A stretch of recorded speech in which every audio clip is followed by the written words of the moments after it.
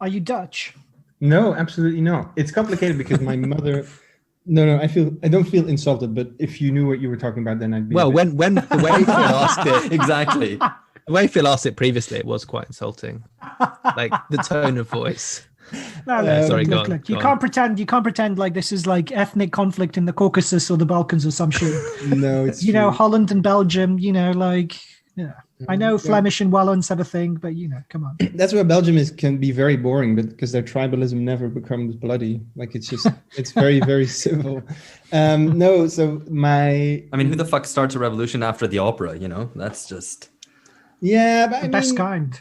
I mean, what was good about the revolution is that it accelerated industrialization in Belgium, because it would have taken them much, much longer if they didn't kick the Dutch out. So there's a kind of cunning of history argument there you can make. No, so my dad is Austrian and he came over in the middle of the 90s, but my mother is Flemish, so from the northern part of Belgium. But I grew up in Brussels, which makes it complicated because the whole city basically speaks French. But I went to a Dutch-speaking school in Brussels. Right. So that explains the surname, but it also explains why I can converse with Dutch people, for example. Okay, I'm sorry about that because Austrian is much worse than Dutch. So I think with the Flemish, we're like big collaborators during the Second World War. I don't think we need to talk about Austria, so I think I've got those two down already. We need at some point to provide a definitive Bunga ranking of nations as like best to worst. I think so. Yeah, we do. English at the but not just on the axis of how much did you help Hitler, because that's It's okay because I've been calling Alex a Nazi recently because anybody who willingly goes. So I read the same essay that you read, Anton, on Brazilianization. And when I was reading it, I was thinking like anyone who willingly chooses to live in Brazil is clearly fucking insane or a Nazi. So I think Alex is actually a Nazi. So your implication is that people who unwillingly moved to Brazil did so because they had to flee Nazi Germany, you mean? Which was my family. I hasten to add that. Yeah, but it's not, you don't have the excuse, Alex, now. So, choosing to live in Brazil, everything you describe about it and you still choose to live there, it calls into question your politics. Maybe you are a Nazi. No, or maybe he's just a sociologist. Like, if you want to be in the country of the future. Anthropologist, even better. Studying the locals, that might make sense. I can see that. I think the next place I should move to somewhere where it's a bit more hopeful. It's true. I've lived in Britain through the end of history, and then Brazil through the coup and Bolsonaro. End of the end of history. So, well, yeah, though, but it's really terrible end of the end of history, like much worse than elsewhere, I think. So, and don't worry, Anton, it could get worse. Are you in Brussels at the moment? Yeah. We're still held up here. Cool. How is it?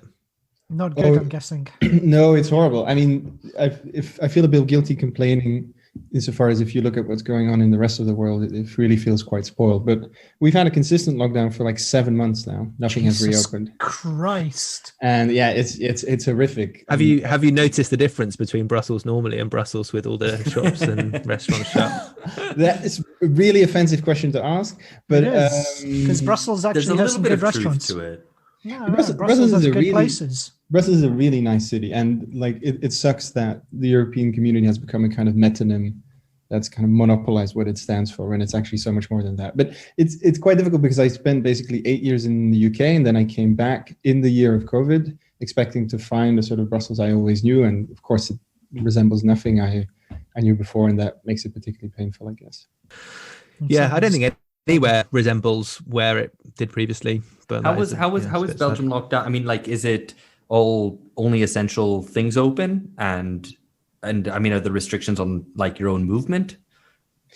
So it's basically a replica of the first lockdown, which is quite harsh, which implies that all restaurants are closed, all cafes are closed, most public places are closed, but you can still go to work, you can still go out, you don't have any restrictions on movement, and some schools are open, but now only essential shops are open, and you have to make appointments for non-essential shops. So it's a slight variation on the original lockdown, but the emphasis or like the differences are in a sense quite minimal. And is there any timeline out of lockdown? No, I think this is the toughest thing, actually. So if you want to talk about the cancellation of the future, there's just no horizon to anything. So you can appreciate the consistency, but consistency makes sense if they tell you, okay, this is our deadline for vaccinations, everyone will get vaccinated by this date, and logistically this looks feasible. And instead they just never talk in terms of concrete dates. They never actually tell you when it's going to end, and that puts a sort of indefinite delay on your whole experience of time. And it's also just very clear that the state is not in control, so it can't actually make those promises. And weirdly enough, that makes the length even more endurable, because there's just no cutoff point you can even orientate yourself around, insofar as, okay, then it will be over. So it's, I think which is different from the UK, I think. Well, yeah, I guess you make us feel lucky here. Yeah, but you are lucky. I mean, let me just in relative terms, yeah. The cancellation of the future point is an interesting one, because, yeah, I guess we have a roadmap to the future. So it's not that there is a future; it's that we will one day get to some place where there will be one, which is no longer the present. Yeah, yeah, but that sounds even more difficult. It is a sort of perpetual present, and it. I mean, not only economically, also politically, but almost in a sort of mental sense. There's just no way you can plan. Yeah. So not because what lies in the future is so abstract that it's also very politically disempowering, because you just have to make predictions the whole time. And those predictions are purely speculative. There's just no sense of agency that comes with that sense of time. I think we can all agree that we're all in a shit situation, but I'm in the best different situation. ways for different people. I'm in the You're best in the situation. worst. No, the best, because I've been vaccinated. So, I thought we were going to have a kind of trauma Olympics, like who is in the worst situation, just to kick. I have vaccine privilege, and I'm happy to rub your faces in it. To just give you an example of how bad things are, I'm dreaming of being able, if possible, to spend the summer in the UK. Like, that's my if they let me in. It's the country of the future. Yes. This is what the slaves dream of at night. This is like how low the bar has been. We'll be good. We'll be nice to you, Alex. Don't worry. I mean, if you're let in and you don't have any of your dirty diseases, you'll be bringing with you. So, well, that's the issue. We'll have to see about that. Right. Should we get started?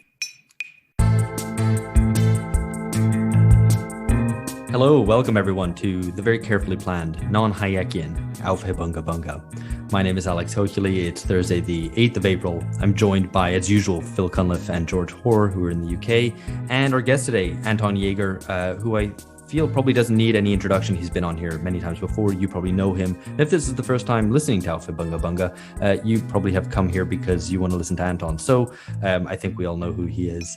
But I'll allow him to introduce himself as well. Yeah, hi. Glad to be back. I'm currently holed up in Belgium.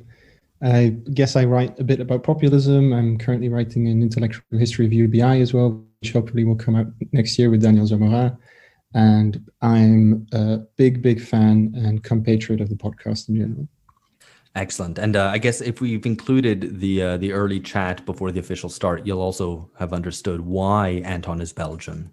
Not only that he is, but why, which is Phil's probing questions, and that's what Phil's going to be doing today, quite a lot of. So I don't think Phil asked why are you Belgian. I think he said, "Are you Belgian?" Those two questions are different. I think yes. Are you Dutch? Are you Dutch was the actual specific question. So yeah, perfectly valid question. The first question. All right, let's get officially started. And where we're going to start with, and I'm going to run through for you listener what we're going to be talking about. We're going to start with Belgium. We haven't talked about Belgium specifically. It's far more interesting place, I think, than people give it credit for. And then we're going to talk about cash transfers and what seems to be the emerging cash transfer state. We're going to refer to Biden's COVID rescue relief bill, the American jobs plan that they're trying to push through in the US, what's been going on in the UK with the furlough scheme and so on. I'll talk a bit about what's happened in Brazil, Anton about Belgium. And as a way of asking whether we're moving beyond neoliberalism, we've obviously discussed the edges of this discussion previous times on the podcast, but we're going to try to treat it head on here, ask whether we are indeed moving, out of the end of history and what part the end of neoliberalism plays in that. And then maybe we're going to finish off by discussing a little bit about what is being termed neo-feudalism. We're going to ask whether that term has any purchase, whether it's useful to describe the sort of economic transformations which are underway at the moment. So firstly, Belgium. I think famously it was I think, and Anton puts this in an upcoming piece of his, that it was a British creation to annoy the French. But as I said, I think it's probably more interesting than that. It's, of course, it has 3 different linguistic communities, 4 different parliaments. I think I'm correct. And Anton, feel free to jump in if I'm talking nonsense. And of course, a separatist movement, and now a sort of bureaucratic, immobile political arrangement. So we're going to talk about all of that. But firstly, Anton, if you could maybe just give us a brief geography lesson and characterize Wallonia in the south, Flanders in the north, and what kind of ties it together in Brussels. Yeah, I think the only way to do this is comparatively, insofar as Flanders used to be the Ireland of Belgium in the 19th century. So it was a mainly Catholic, highly agricultural backwater of what basically was a sort of bourgeois class that was holed up in this metropole in Brussels. And a series of sort of potato famines in the 1840s and 1850s, just like in Ireland, basically completely destroyed home industry in all these small Flemish villages and towns, discharged this enormous population of surplus proletarians into the south, which was Wallonia, which was actually the first place on the continent to industrialize on the European mainland. So after Britain, partly also with British capital, which was transferred shortly after the Napoleonic Wars, but it was also the place where the first actual train drove in Europe in the 1820s and 1830s. So it was the real cradle of the Industrial Revolution in Europe. And it was a unitary state all across the 19th century, which Marx, I think, called the sort of well-hedged paradise for the capitalist and the priest. But it was also an unusually liberal state insofar as it had quite a liberal constitution for 1830 and 1840. Also one of the reasons why Marx came to Brussels in the first place, because he wanted to escape censors. And then it, of course, built that massive colonial empire in the late inter-imperial race in the 19th century. And then only in the middle of the 20th century did that split between the regions actually start to take off, because you had a very, very powerful Flemish separatist movement in the north that wanted independence, that wanted to reorient the economy around the transport node in Antwerp, and in the south, Wallonia, which is kind of the north of Belgium, so like the equivalent of Northern England for Belgium, began to deindustrialize quite aggressively. And then in 1970, the Belgian state basically federalized, basically created 2 language communities. You had the Dutch speakers in the north, and then you had people who still spoke French in the south. Then you have this weird bourgeois enclave, which geographically is in the middle of Flanders, but which culturally is much closer to Wallonia, but also culturally quite distinct insofar as it's still a kind of petty bourgeois. Yeah, you people listening might need a map out to see how Brussels is in Flanders, but is all kind of French speaking. And I think that Anton's characterization of the south, I guess if you're thinking about the south of Belgium, think about the north of England in terms of Rust Belt. And I mean, if you just look at the dilapidated post-industrial factories in Liège or places like Charleroi, the first places you'll think of are not only Manchester or sort of Clyde Valley, but mainly Detroit. So it's very much a sort of Belgian Detroit insofar as its misery is not quite as deep and as pervasive as the Midwest, but it has suffered really aggressive and quite catastrophic deindustrialization as well. And a techno scene equivalent to Detroit's, no doubt, as well. Oh, it has good music, but I mean that lasted in the 1990s and 2000s. There was good Wallonian cinema, but it didn't have those same ethnic divisions that you have in the US scene. So it didn't produce those same subcultures either. So moving forward, I mean, obviously you have this separatism, which kind of seems to characterize or disfigure Belgian politics and make it seem sort of immobile. But maybe we should just move backwards a little bit, because I think in your article you talk about specifically the role of sort of devolution or regionalism, and the way or the extent to which that provided the working class with some leverage or not. So I mean, I guess that's my question really, is whether the sort of regional arrangement provided the working class, especially in sort of deindustrializing areas, with more purchase, more leverage in politics. Yeah, I think it's important to keep in mind that Belgium had a very, very strong movement labor movement already in the 19th century, but that labor movement was heavily concentrated around the industrial basins in the south, but it never was a separatist or an exclusively Wallonian movement. And for example, Belgian socialists were always far more open to Flemish language rights.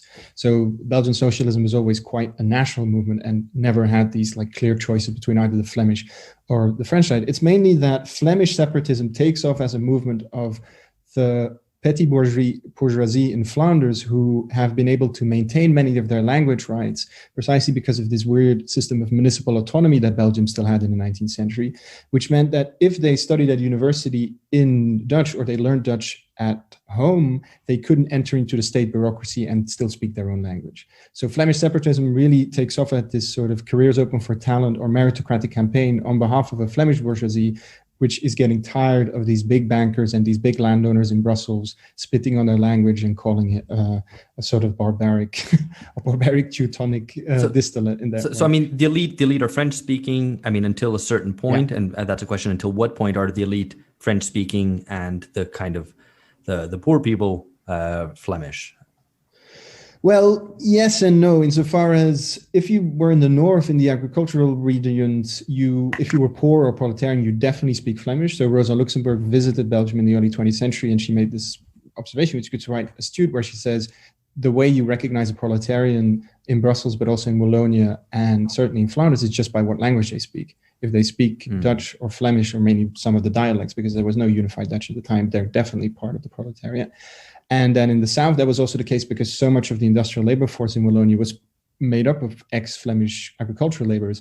But as the 20th century progresses, actually, so many Wallonians who live in the south begin to speak French, and they Frenchify, as it's called. And that also explains why so many Wallonian politicians still have Flemish surnames. So they have these very weird, like the Wale or the Jank, and have these atrocious way of pronouncing it as the French do. But that's precisely a legacy of that industrial migration in the 19th century. And would it be true to say that with kind of more recent Flemish separatism, it's also been one of those European continental countries that has pioneered the new model of populism?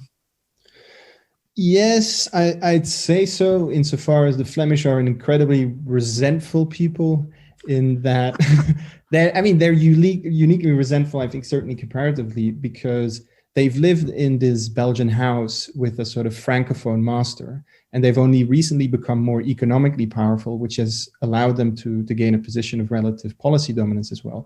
But culturally, they've never occupied a position of hegemony, because French was still the language for the cultured people. Like if you wanted to make it into the big old bourgeoisie, you had to speak French. And that means that the Flemish have this particular way of always feeling resentful or always feeling they're not getting their fair share. And there are other dynamics at play, like the decline of Flemish Christian democracy, for example. But in that sense, it's a particularly resentful people, which tends to produce what you could call particularly revanchist nationalisms as well. This is great, though, because I think on Bunga generally we've not had enough denunciations of entire nations and people.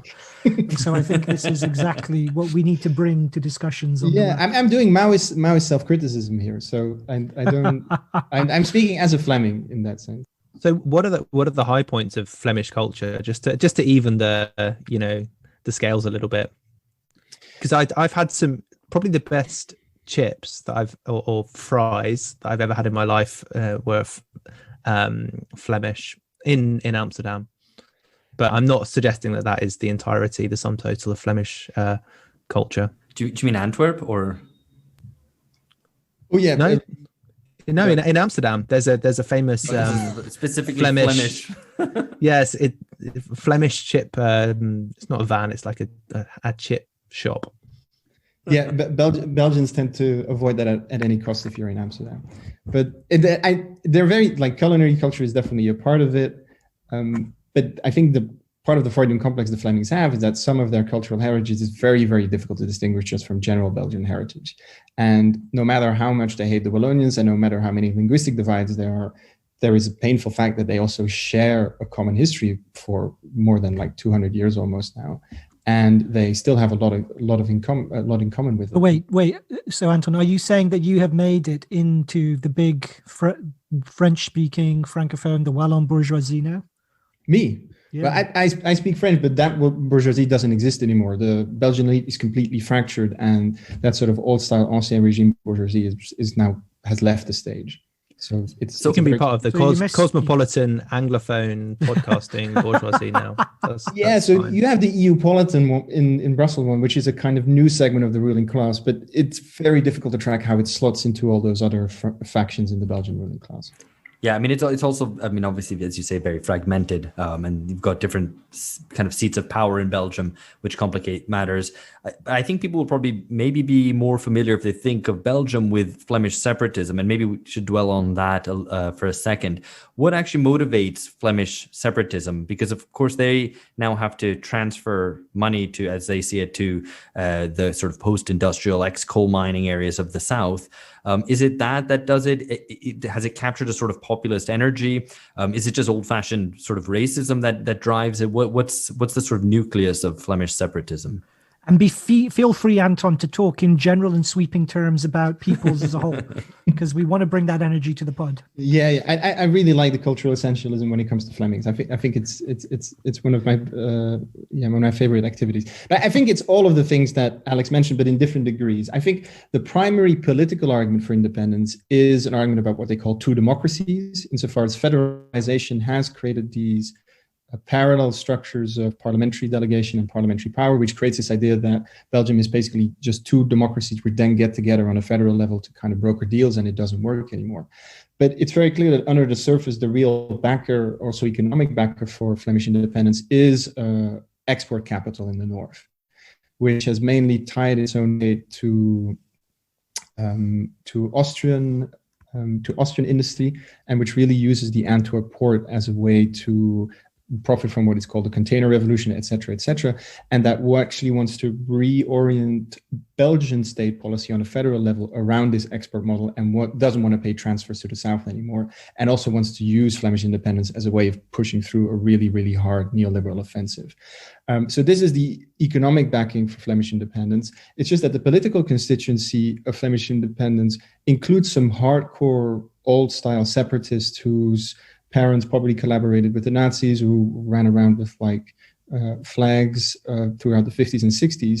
But I think the real growing constituency, which is not inside the party, but which still votes for them, is a group of people who are, dissatisfied at the fact that Belgian party democracy has lost its root in society, but still supplies all of the policymakers. And this is just a classical Peter Mayer story about the void, insofar as Belgian party democracy has been hollowed out internally. People have left those big post-war institutions that used to structure political life. And Flemish independence offers a kind of last mode of resistance against this isolated and alienated political class.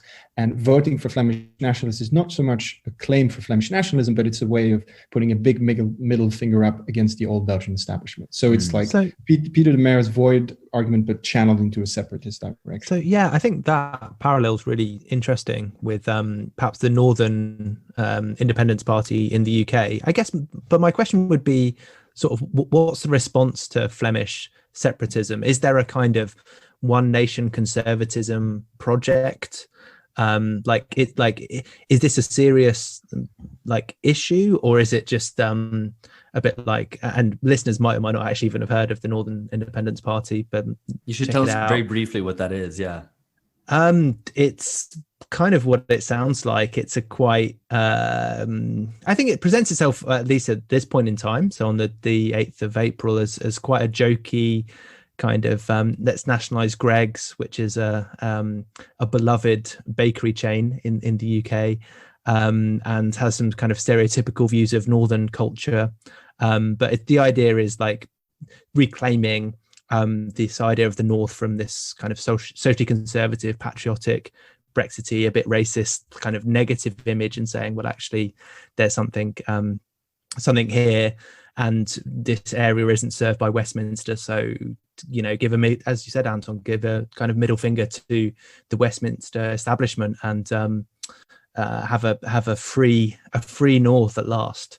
So yeah, that's the British picture. But I think this is, maybe what it does is it exposes, I guess, one of the challenges that the kind of contemporary conservative project has to overcome, which is like how do you level up the regions? How do you address the kind of yawning regional differences in the UK, and try and kind of do something about the fact that everywhere outside of London has really suffered in the past 30, 40, however many years, because of the structure of the British economy. Yeah, Anton, I mean, it has regionalization in Belgium because, of course, Britain is much more centralized, or England certainly is, but I think Britain as a whole, whereas Belgium has been completely kind of regionalized for a long time now. Has that provided, the South, for example, with more funds or more autonomy to pursue more projects which might level up that sort of region, or not? I mean, in that way, could it provide any model to a UK which might itself become or might be fragmenting? Yeah, and I think it's a sort of tantalizing parallel that certain people also on the British New Left have often explored, insofar as Belgium was an example of how to modernize from this sort of 19th century old bourgeois world into 20th century information or knowledge economy. So it's very much the idea that the problem with the UK in the 1950s and 1960s, which is partly to do with the city, but also partly to do, as I say, with British political culture, was never able to give up its position as this kind of transatlantic money manager. It wasn't able to push that old imperial rentier class off the stage, while Belgium pulled off this really interesting trick insofar as they buried that industrial capitalism that they shared with Britain in the 19th century. They moved very confidently into the knowledge economy, certainly around the north, and they completely federalized and devolved all of these functions. And that supposedly made them a modern state. And I'll probably see Europeanization was such an important dimension of this, because like cartelization as driven from Brussels basically wiped out the last bits of the Belgian steel sector, and then it just forced this country to transition into a different model. And in Britain, there was just endless delay. There was a refusal to actually fully integrate into Europe, et cetera, and then you just had this massive reckoning in the 1980s, which proved destructive because no one had actually prepared an exit plan. And supposedly, Belgium has had a better way of dealing with this post-industrial transition, which is kind of true insofar as Belgian corporatism and the Belgian welfare state has been maintained, but more out of dysfunction and irrationality, insofar as you have so many veto players in this Belgian federal system that it's impossible to implement a neoliberal program if you win elections on a certain level. And secondly, what it mainly done is in Wallonia is that it has turned the Wallonian political class into a kind of beneficiary of permanent transfers from the north. And since they don't have enough fiscal heft, they can't actually do their industrial policy. So the first thing, they can't do proper industrial policy. So it's not saved the post-industrial decline in Wallonia, while at the same time, it's also not going to solve the problem of global competition, which was getting ever worse in the 60s and 70s. So there, I really want to caution against this idea that Belgium offers an alternative exit route out of what Tom Nairn would call Eukania a la Belge, as they say, and actually suffers from its own variant of stagnation, which we should wonder about. Is this something you actually want to choose for? Oh, that's interesting. I mean, I think that's a very useful, and also maybe in reference to recent discussions we've had on this podcast about Scottish independence as well.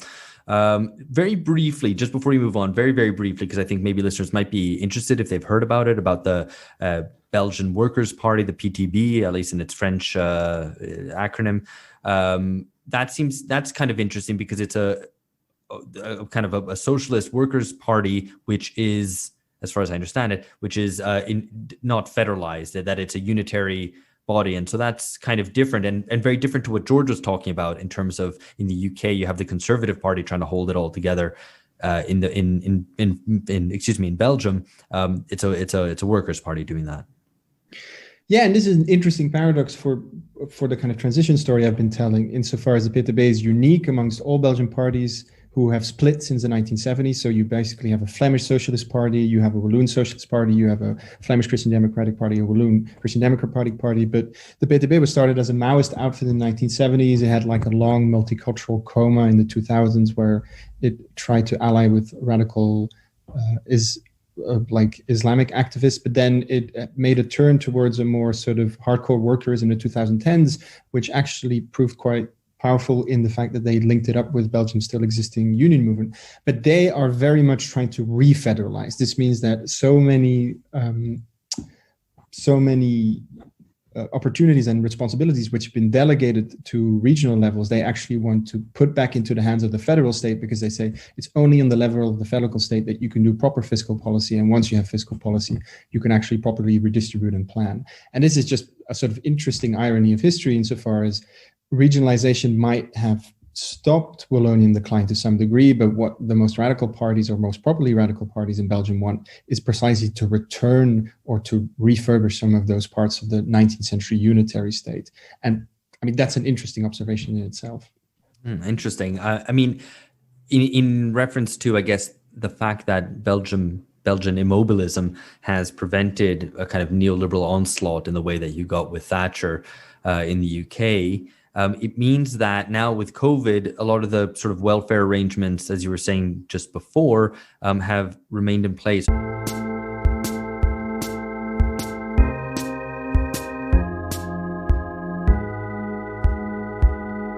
We're going to move this discussion on now onto what we could call the emerging transfer state in reference, and we're going to talk about the US and UK and Brazil. I'm going to talk a little bit about. I just wanted to give you a word, Anton, on anything you might want to say about how Belgium has responded to the pandemic in terms of whether it's carried out cash transfer programs, whether it's stopped people from had a furlough scheme like you've had in the UK, from paying people's wages or anything like that. Yeah, I think we need to distinguish different levels of policy responses here. So on the logistical, or for example, the vaccine, or even the track and trace and the medical response, the Belgian state has woefully underperformed and is just like one of the worst students in the European class. I mean, we can look at the numbers, but it's just clear that the Belgian state has completely messed this up. And there is a real realization now that it's not just a matter of political talent, but there's also just an institutional problem, insofar as devolution has created this capacity for people to constantly delegate responsibility to different levels. And so no one is responsible for anything, and you can't hold anyone accountable. At the same time, because after 2008, Belgium didn't have a government, they never implemented proper austerity, and they kept all their classical Keynesian stabilizers, which is another sort of cunning of unreason that actually allowed people to keep its welfare state. And this means actually that the social response to the pandemic, at least for most workers, has been pretty beneficial compared to other neighboring European countries. So we still have a very, very generous unemployment insurance system. Unions have negotiated a kind of deal with employers where they maintain, I think, 70% of wage rates for people who had to go out of their workplaces, et cetera, et cetera. And precisely because we have what's called the Ghent system, in which if you want to receive those unemployment insurances, you basically almost have to be in a union. So the union pays your unemployment insurances. This kind of corporate system also means that the cash transfer model, where the state just sends money straight to your bank account without intermediaries, is actually far more difficult to implement, because Belgian unions have always been quite resistant toward UBI and cash transfer proposals, because they see it as weakening their representative claim of everyone who's wage dependent. So they say, like, even unemployed people are dependent on us, and even people who work, because we just represent everyone who works for a wage. And this is why there always was a strong cash transfer skepticism within the Belgian syndicalists. So that's quite interesting, because that, I guess, is a counterexample to what we're going to be talking about. And maybe we should start with the US, where there has been this massive bill passed, basically giving people money. I mean, obviously the sums aren't that great, at least in terms of the $1,400 cash check. But this is obviously an emerging thing. I mean, Anton is working on a book now, as he said when he introduced himself, on universal basic income. So we're going to kind of discuss what seems to be emerging here. But actually, maybe before we go discuss the US, maybe it might be worth, Phil, if you want to talk us through what some of the schemes have been in the UK, because there does seem to be something emerging here, which looks pretty different to, I mean, if you were to tell someone from, in 2010, or let's say 2012, in the depths of austerity, that the government would be guaranteeing people's wages and jobs, that'd come as a pretty big shock. So, Phil. Yeah, it's true. I mean, I don't know exactly how you would, if you were looking back retrospectively, how you might find kind of antecedents to what seemed to appear out of nowhere. So the fact that the British state effectively kind of nationalized the wage bill So they paid up to, I mean, it wasn't in, there were some people who fell through the cracks, but they paid up to 80% on furlough for those people who weren't able to work, 80% of their wage. And it's, in itself, it's remarkable. And apparently, people had mixed experiences. Some people I know, apparently it went very smoothly and efficiently, and it was all kind of handled very well, even for self-employed people who could simply kind of go to a website to register. So all of that, it still seems to me, needs to be kind of historically processed to understand how quickly expectations were scrambled, I guess, and how it seemed to come out of nowhere. Yeah, right. And I guess in the US, what's emerging now is, and for people who aren't familiar, this $1 trillion, $1.9 trillion COVID relief bill, which with many measures, many of them are kind of short term, like child tax credit, I understand just goes until 2022. But, huge sums given out, 25 billion for restaurants and bars, 15 billion for airlines, 8 billion for airports, 30 billion for transit, and so on, and 350 billion to support local government as well as the aforementioned cash transfer to people. So much so that David Brooks, the New York Times columnist, described Biden as a transformative president for undertaking this. And there's been a lot of people kind of, I guess, doing that sort of cartoon, like big eyes face with kind of what are the Hanna-Barbera cartoons or whatever they are, anyway, with a kind of wow, that's a lot of money kind of face. And I think now it's talking about pushing through the American Jobs Plan, which is meant to be $2 trillion over 8 years, mainly for infrastructure spending. So it's a $620 billion on an infrastructure package, but also a lot of spending on health and elder care and so on. So lots of money there. And that comes in the context, I think, which is worth highlighting maybe as a way of providing more context for this discussion. The CARES Act, which was passed by Trump a year ago, which was $400 billion initially, but it was leveraged by the Fed so as to become 10 times that amount. So you basically got 4.7 trillion to support big business with basically no strings attached and permanent backing of the bond market, which so that was described as the largest political upward redistribution of income in history. And so I think those are kind of maybe two sides of the coin, but regardless, it looks like the state is spending a lot of money, whether it's for the good things that Biden is giving us or the bad things that Trump is doing. Anton, any comment on that? No, I think there are several questions here which we can group in either descriptive or normative. And the first descriptive question is it fair to compare someone like Biden to FDR? Is this kind of FDR moment? And at the same time, without denying that what's happening is quite transformative, I think we need to be quite cautious and resist some of the sort of online or extremely online brain euphoria that has been fueled around this bill, insofar as we need to put certain things into context, also vis-a-vis 2008, insofar as this modality of crisis fighting, which is mainly about liquidity provision, is not unprecedented, certainly in the Anglo-Saxon world. So we all know that in the Eurozone, it took quite a while for Draghi to get his bazooka out and just promise whatever to Europe's banking sectors and save the euro. But if you look at the Bank of England or even the Fed after 2008, this idea of just completely turning open your money supply and flooding your markets with liquidity is actually not unprecedented. Is exactly what they tried to do to master the 2008 crisis. We're now seeing it in an even more different modality insofar as it's being applied more democratically. So you also see the bottom, it's like non-financial side of society actually also receiving the same benefits and transfers or the same liquidity guarantees. And at the same time, it's being way more generous because it's clear that no one gives a fuck about deficits anymore. So this MMT has been practically vindicated. It's clear that the whole household metaphor for how a state spends is completely ludicrous. Larry Summers himself admitted it, where we basically just go on the computer and add a few zeros and it's fine.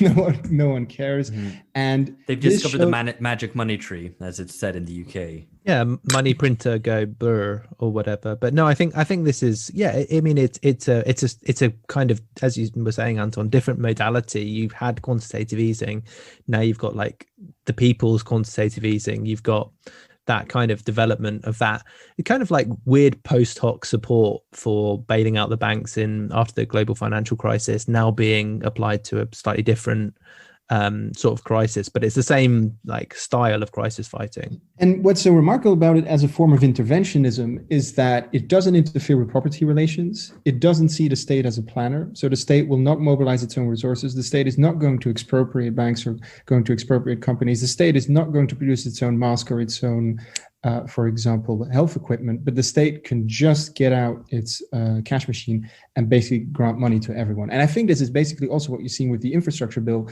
which is still a version of the subcontractor state. It's like someone ordering 1 million Ubers and asking them to drive around the city, but they're not going to get their own taxis and they're not going to tell the drivers what to do because they're not the state's taxis. And in that sense, it's a weird sense of discontinuity and continuity insofar as a QE for the people, the regulatory and subcontractor state on steroids, but it's not neoliberal in any sense anymore insofar as deficit phobia or the panic fear that the assets of the middle classes and of the big finance will will inflate if you have too much money circulating in the economy. That is completely gone. And in that sense, you can now allow yourself to do a bit more redistribution. The question is it socialism? And even is it FDR? Because FDR practically completely revolutionized the American state apparatus in a couple of weeks as a precedent. And then he created these federal government corporations. He created the Tennessee Valley Authority, which were quite strong, like market reducing mechanisms, which were not market conforming at all. And everything that's in the Biden bill is actually really quite market conforming insofar as we're going to stimulate the market, but we're not actually going to interfere with the market.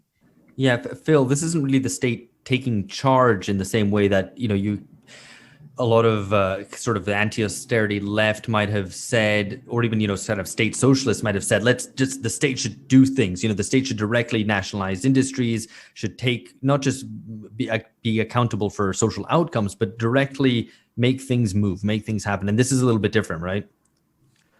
Yeah, what Anton is saying is really interesting. And I mean, it kind of, it brings together, I suppose, some of the key dynamics of, like you said, I mean, the fact that you have a continuing kind of regulatory state, but pumped up with a huge amount of money. And I wonder, I mean, how far it kind of, I suppose, plays into these debates around MMT, because one of the criticisms from the left on MMT has precisely been about this fact that it's simply about control of the money supply, essentially, and that it obviates the need for any other kind of shaping of the market or shaping of society or any kind of political intervention. And so insofar as it is a vindication for MMT, it might be double-edged, I suppose. And I think there's an important ambiguity to recognize there, insofar as there's a kind of Hegelian tipping point where you have the regulatory and the subcontractor state on steroids. So it looks like neoliberalism in that sense, precisely because the sums are so large and because they don't care about deficits, there's something essentially un-neoliberal about it. So we're in this weird liminal moment about it, which makes it so confusing. But at the same time, and I think this is key to remember about those Biden packages, is that they don't decommodify. And Bernie Sanders is now fronting the parliamentary effort in the Senate to get these packages through. Bernie Sanders, who is someone who ran in 2016 and 2020 on an essential program to decommodify the American medical market. We are now in the middle of a pandemic that's probably going to leave loads of people in ruinous medical debt. And for some reason, M4A is not on the agenda. And Biden himself has said that he will veto it as a president. But still, he has no whatsoever to getting the money printer out and showering American society with cash. And I think this indicates the modality of crisis fighting that this generation is cool with or feels okay with. It's like, we'll give everyone money, we'll keep the wheels turning, but we won't actually remove any spheres of human life from the market, or we won't actually deprivatize or make things public. And the fact that Bernie now has to support this program is obviously laudable in some sense because it's much needed relief, but M4A, or Medicare for All, his historic program, is just off the agenda in a very, very weird way in the middle of a pandemic. I think it's a good kind of Žižekian point to make, that it's like it's not the end of neoliberalism. It's the extension of the logic to a kind of almost, or maybe even beyond that, right on that tipping point. It makes me think of the analogy also of like the state being the guide on the side rather than the sage on the stage. That is still like the people know what they're, and you in your New Statesman article, this comes through really clearly. People still know what their needs are, or more the market still is able to reveal people's needs. These are individual choices on the market, rather than having a kind of, I guess, the collective authority to just provide things that we think, or that politically have been contested to be people's needs. So it's still like completely grounded in that kind of, I guess, not really a political understanding of needs, but just a kind of a cashified kind of, yeah, I guess it is just a market grounded and quite abstract understanding of what needs are. I think Alex should talk a bit about Brazil, because there the comparative angle is very important. But just to add, I think what we're seeing is a transition from a more punitive neoliberalism, where the state is basically the market police, or a sort of referee who can get out the red card and fine people. And in the States, the referee obviously just puts people in prison en masse. But what we're seeing now is that the referee is changing mentality. The referee feels easier supporting the game, but the referee is not going to become a trainer, or the referee is not going to become a player itself. The rules of the game he's not actually going to interfere with. And this is, I think, what makes it such a weird form of post-neoliberalism, where there is continuity, but there is also a lot of discontinuity, insofar as in the 2000s, there was just no question of ignoring the deficit like that. But I wonder, for example, how that plays in the global South, for example, in the Brazilian case. In this analogy, who's VAR if the state is the referee? Who's the video system referee? The Constitutional Court, of course. Yeah, or the securities, the surveillance state, for that matter. They've got their cameras up. Yeah. So I mean, well, I guess we can you simps can all stop drooling over Biden's huge package. That's the takeaway from this. As to Brazil, I think this is interesting, because if we're talking about moving beyond neoliberalism, or at least a massive reconfiguration in neoliberalism, I'm skeptical about whether the global South is moving in that direction. Of course, there might be some influence, but most developing countries and emerging markets are going to suffer really badly from the COVID crisis, worse, so the predictions say, worse than the global North. And I think there might still be punitive neoliberalism. I mean, certainly under Bolsonaro, that goes without saying, with an emphasis on the punitive. I would say that it's not even neoliberalism, but necroliberalism or neoliberalism, whatever you want to call it. Nevertheless, and this is interesting, there has been a cash transfer scheme, the Auxílio Emergencial, or emergency aid, which was given out in 2020 and has continued now. But I think there's some interesting things to pull out. So firstly, Brazil has had the famous Bolsa Familia conditional cash transfer scheme, which was paid out to female heads of households on condition that kids were vaccinated and sent to school. It was to the poor and the extremely poor. And that was obviously a big success. The Lula government brought it in 2003, and it was heralded as this great poverty reduction scheme. And it was paid through the state bank, so to avoid corruption. But, again, it's just cash transfer to the very poor. So it was very important in terms of poverty reduction. But it didn't entail any kind of shift in power towards the working class. In fact, the recipients of it aren't formally part of the working class. It's the sort of informal poor.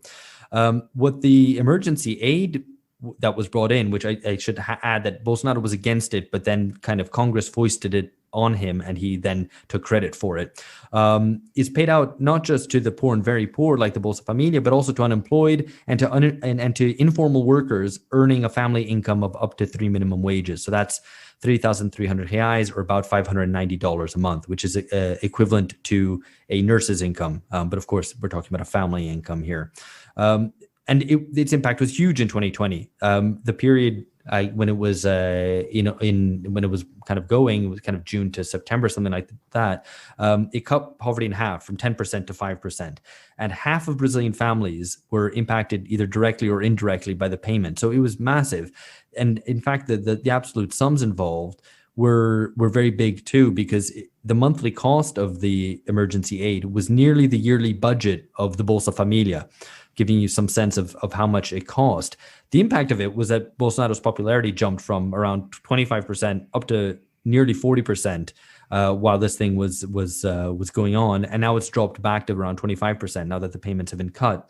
So the problem is that now the emergency aid, which they took ages to renew, and has then renewed, but at a much lower level. So instead of 600 reais a month, you're getting paid 150 to 350 reais a month, depending on your situation. It hits many fewer people. So it's previously applied to 68 million people, now only 45 million.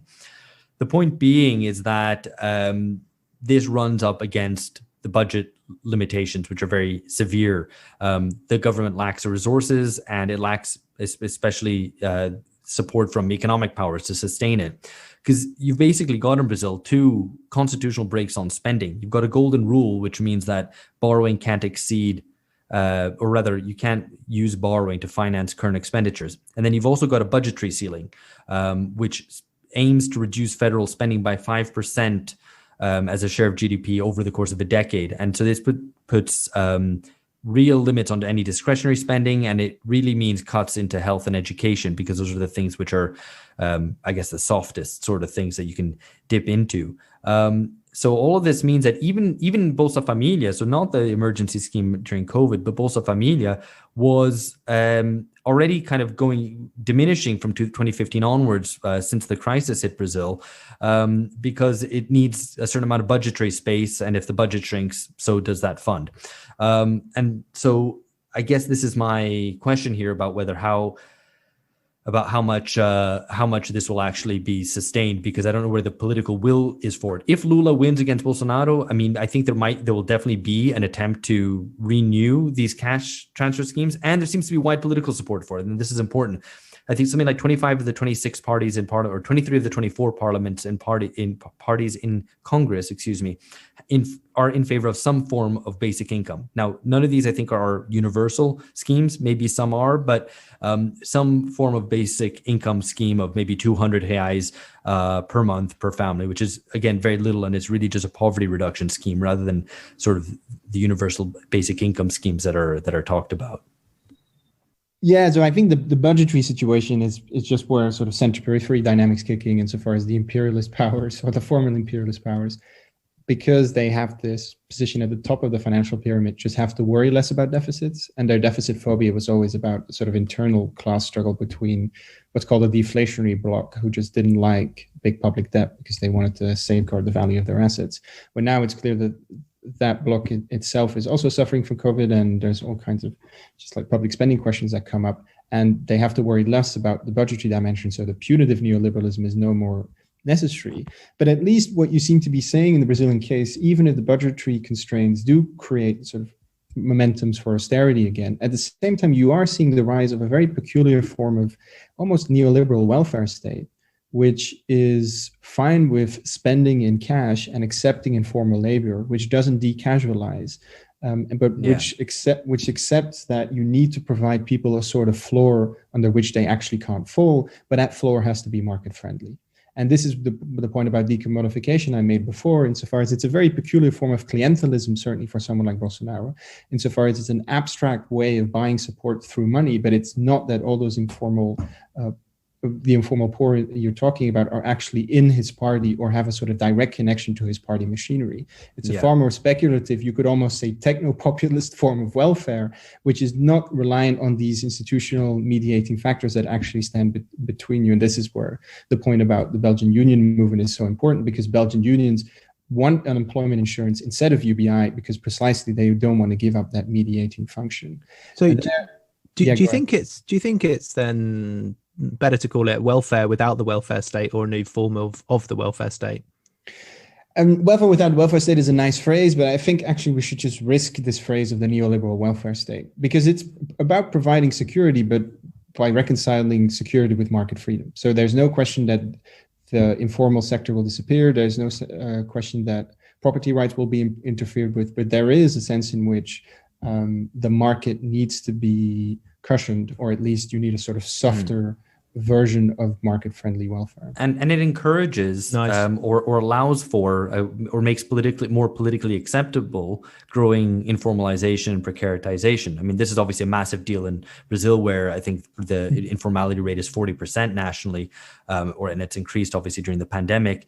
But elsewhere as well, I think in the US as well, it's a way of saying, well, you know, if you ever really were concerned about having a stable job, you can forget about that now, because the state's going to give you money, so you'll be able to participate in the market in a way that you weren't. Yeah, and there's some horrible statistics about this, where for example, landlords are basically cooperating with local municipalities in the US and checking whether people are eligible for checks.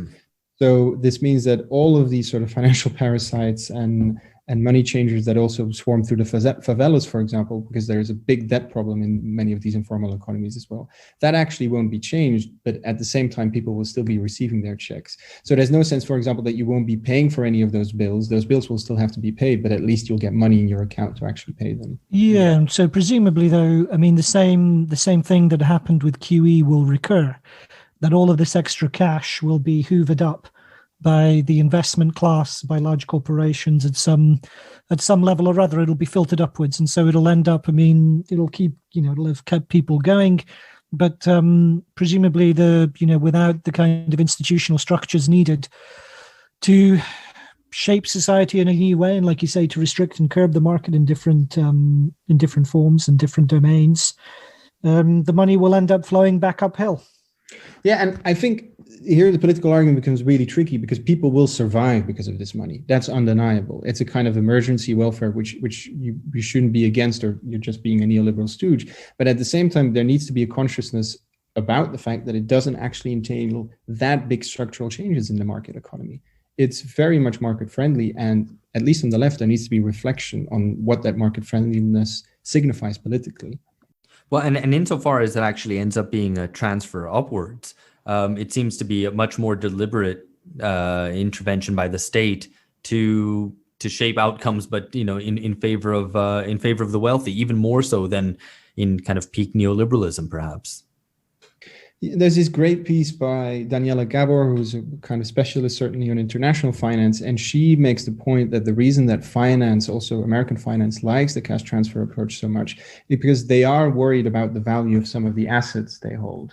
So I think Biden's infrastructure plan should also be seen in that light, insofar as you can check the consumption of the American population for so long, but at the same time, some companies just need to make sure that someone will buy their products, because they're all leveraged against these big banks, and giving people cash transfers will allow for consumption while at the same time safeguarding the value of all these assets at the time. So it leaves a structural power of finance intact while at the same time giving people a measure of security. And I think Phil's point about QE 2.0, but now in a sort of more democratic direction, is like dangerously pre-monetary insofar as what is actually going to shift in capitalism because of this. Yeah, well, I think we should also ask what has caused this shift, because it still is significant anyway. I mean, even if we're, dismissing it as, something which doesn't curb the market in any way, it's still a big deal in terms of the state, the sums the state is spending. So we're going to continue this discussion on Patreon, which is going to be a bonus episode. If you want to follow us there, it's at patreon.com/bungacast. But one last question here before we move over, which is what's been responsible for this shift? I mean, obviously the COVID crisis, like most immediately, but has populism been successful, I guess, in forcing political elites to respond to people's needs or to the fact that they're not able to fully participate in the market? At least that's the way they conceive it. So the way to participate more in the market is to give people some cash. So who's responsible for this? I mean, and to be provocative, has it been AOC or Trump who's done it in the US, or in the UK? Has it been Brexit, or has it been Corbyn who's done this? Yeah, I really want to hear George and Phil's view on this, and I know that Phil, for example, will have a less diplomatic stance on this. I think my middle way is that it's kind of a process without a subject, and everyone made their own contribution along the way. There is a kind of fallacy on the left where they claim almost exclusive paternity of this policy revolution, or this redistributive revolution, where it's a kind of post hoc ergo propter hoc fallacy, as Ben Fong noted at Damage, insofar as we did some stuff, things changed, so therefore we caused the change. Yeah. When it's very clear that, well, the question you have to ask, would the left have been able to force this kind of policy change without COVID? And I think we just need to also fix our eyes on the fact that this is a massive planetary crisis. And if Biden would have underperformed, I think even a lot of people in the American ruling class would have really, really been astonished at it. And actually, the stimulus enjoys widespread elite support as well. So I think a lot of people realize just what a deep, deep crisis COVID is. At the same time, I do think people like Bernie and AOC have made it clear to some democratic legislators, at least, that you can be redistributive, or you can ask for the state to be more active and not run into any electoral risks. The sort of non-boomer constituency, or the constituency that doesn't just want to inflate boomer assets, is now large enough to get you enough votes. And there is a constituency out there that just wants a more generous welfare state, both in the US and in Europe. So there, I think the left has actually determined the agenda to quite an important extent. Many lawmakers are becoming a bit more risky. But if it's only the millennial left child, I don't think that's the case. So just to jump in here quickly, so Post hoc ergo propter hoc is a name of a classic West Wing episode, as I'm sure many of our listeners will already know, which I don't think is the main point here. But no, I mean, it seems like there's kind of, at this point, there's remarkably little opposition to it. That's, there's definitely there's a consensus that this is the right way to proceed at this point in time, and who's going to be brave or foolish enough to kind of to stand against it. But yeah, I just wanted to get that West Wing nod in there for many of our hardcore Sorkin fans. Thanks, George. Phil, quickly, who are the I don't even know who that group is anyway. There are dozens of them. Dozens. It's a tough question. I find it hard to think that that the kind of the lavish scale of what Biden is doing would be quite as lavish and quite as extensive and ambitious, insofar as it is ambitious in quantitative terms, at least, were it not for the fact that Trump is Trump effectively kind of stirred up the hornet's nest of working class politics in the US for the first time in a long time. And certainly with, and I think that's definitely the case in the UK. And that's more obvious because the Tories are trying to build a new kind of coalition, which involves a new geography, appealing to the deindustrialized north of Labour strongholds. And there's a by-election right now in the Hartlepool district, which has been Labour for decades. The Tories are predictably ahead, and it looks like they'll win. So I think to that extent, I think it's in both cases, while I'm drawn to Anton's account of it as a process which nobody's fully in control of, it still seems to me that, I think more weight has to be given both to Brexit than to Corbyn, and probably to Trump than to Biden. Fair. We will continue this discussion, and more specifically, we're going to turn to our favorite topic, the end of history, and whether this sort of move beyond what we knew as neoliberalism, or certainly neoliberal austerity, means a resumption of history. And we're going to try to be kind of methodical about that and working through it. And then we're going to finish off by discussing neo-feudalism, whether that's our future, and maybe a little bit about whether Japan or Brazil offer images of an alternate future. That'll all be on Patreon. That's patreon.com/bungacast. So that's it for this public show. Catch you later. Bye-bye.